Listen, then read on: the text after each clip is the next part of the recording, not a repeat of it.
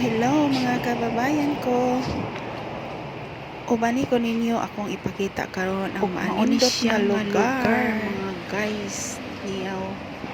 Niyata sa gamay nga tulay or kanal. Ini siya nga kanal, padulong ni siya sa dagat. Kini tubod siya. O kini diri sa iyang mga palibot. Mga kahoy ni siya o ilag yung gihimuan o tulay-tulay aron na atay maagian padulong sa dagat. Kini siya diri mabugnaw kaayo ni siya mga lugar tungod kay daghang mga kahoy, ilalom siya sa kakahoyan. Kini diri nga tulay padulong na ni siya sa dagat. Kini diri ay siya mga island nga gagmay. Ug inig sulod nimo ani padulong sa dagat. Kuan lugar ni nila dire? Daghan kayong namaligya mga pagkaon. Ingon man sa mga barbecue, a la carte, mga chichirya, ug uban pa nga makaon. Sulod diri ani hindi na ka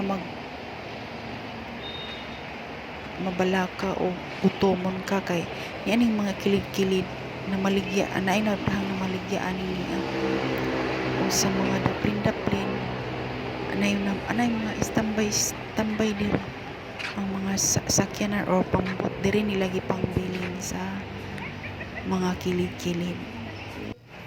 Linaw kayo siya makita man gid ninyo linaw kayo ang palibot. Ganaa siya mountain nga gamay. Diha kana siya mga sakyanan. Ug mao siguro na ilang gamiton kung mangisda sila or managat. Kini diri gamay pa ang tubig sa dagat tungod kay hunas. Ug taob ni niya siya, taas ni niya siya tubig diri.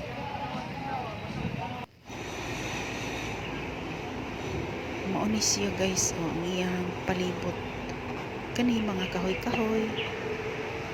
Lami kay diri lukso-luksuhan o dagan-daganan tungod kay linaw.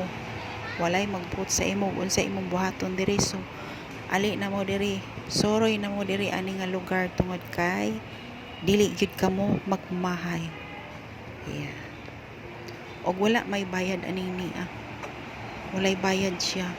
Nagdepende lang na sa imo kay namo sila ibutang nga donation box. Depende nimo og pila imong ihatag.